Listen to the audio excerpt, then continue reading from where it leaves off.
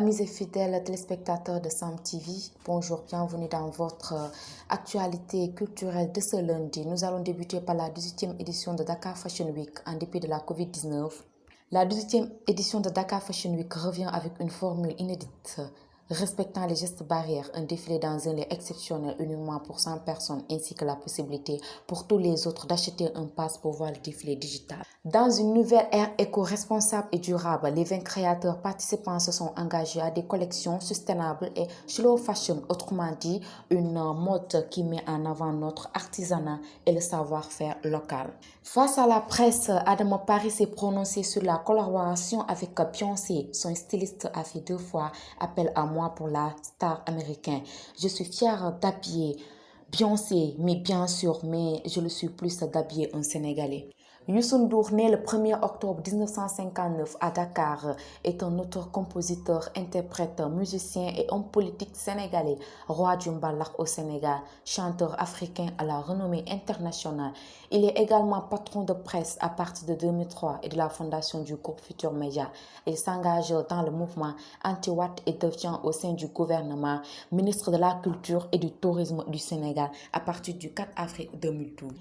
Puis ministre du Tourisme et des Loisirs du 29 octobre 2012 au 2 septembre 2013 avant d'être rattaché au président Macky Sall comme ministre conseiller. Aîné de sa famille, Youssou N'Dour est un Sénégalais qui a grandi dans le quartier de Médina à Dakar. Son père, Eliman Ndour, est d'origine sérère. Sa mère, Ndeye Sokhna Mboup, est une griotte Wolof. Youssou N'Dour a eu un fils, Birane, et une fille, Thioro, de 2 mères différentes. Puis s'est marié avec Mami Camara. Ensemble, ils ont eu 4 enfants avant de divorcer officiellement après 17 ans de mariage. Il s'est remarié avec Aïda Coulibaly, métisse sénégalo-française, actuelle présidente de la fondation Youssou N'Dour, et a eu avec elle 4 enfants, dont l'enfant dernier est prénommé Ibrahima Nelson Mandela. Son parcours artistique, il commence adolescent à chanter dans les fêtes de famille en quittant l'école sans aller au lycée. Il commence sa carrière à l'âge de 19 ans avec le groupe Étoile de Dakar. Le producteur sénégalais Ibrahima Silla enregistre le premier album avec le groupe au studio Golden Baobab. Youssou N'Dour acquérit une notoriété au Sénégal et décide en 1979 de fonder son propre orchestre, le Super Étoile de Dakar. L'une des chansons les plus célèbres de Youssou N'Dour est 7 secondes en duo avec la chanteuse Néné Chéri. Le clip tourné à New York a été réalisé par Stéphane Sednaoui en 1998. Il compose l'hymne pour la phase finale de la Coupe du Monde de football de 1998, la Cour des grands qu'il chante avec Axel Red. En 2008, il travaille aussi avec l'artiste congolais Koffi Olomide dans l'album Bor Ezanga Combo. Il interprète la chanson Festival avec Koffi Olomide et Cindy Lecoeur. Il est le compositeur de la musique du film d'animation Kirikou et la sorcière, réalisé par Michel Ocello, 1997. Chanteur engagé, Youssou N'Dour a organisé en 1985 un concert pour la libération de Nelson Mandela au stade de l'Amitié de Dakar. Il a également organisé plusieurs concerts au profit de l'organisation humanitaire Amnesty International, ambassadeur de bonne volonté pour l'Organisation des Nations Unies pour l'alimentation et l'agriculture FAO. Et pour l'UNICEF, il a également été choisi en tant qu'ambassadeur au Bureau international du travail. Youssou N'Dour a reçu de nombreux prix pour sa musique, y compris celui du meilleur artiste africain en 1996 et celui du meilleur artiste africain du siècle en 1999.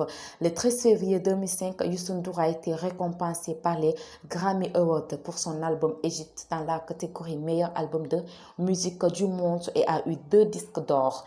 Et enfin, en septembre 2017, il est le lauréat du Premium Impérial, l'équivalent japonais du Nobel des Arts. Et nous allons terminer avec cette actualité par les impacts énormes du Covid-19 en culture. Mauricie a rendu public jeudi les résultats d'un sondage mené auprès de ses membres sur les impacts financiers, sociaux et physiologiques de la pandémie de Covid-19. Ces chiffres révèlent une situation très préoccupante et des impacts de grande envergure sur les mondes de la culture dans la région. On calcule que cela représente une coupure de 34% du revenu annuel des artistes. Les pertes proviennent non seulement de l'annulation de spectacles et de manifestations culturelles, mais aussi d'activités s'y rattachant spectacles, projets, contrats de création, activités, bénéfices, etc. L'impact de la culture sur 18% des répondants. Sur 18% des répondants au début de la crise jusqu'au 10 juillet, Culture Maurice estime à plus de 3000 le monde d'activité. Sur cette période, on enregistre une diminution du revenu de l'ordre de 5 141 211 euros pour les organismes culturels, ce qui représente une perte moyenne de 35% du revenu annuel de ces organismes. C'était tout pour votre actualité culturelle de ce lundi 14 décembre 2020. Merci et bonne suite de programme sur Sam TV, Gaïndé de l'actualité.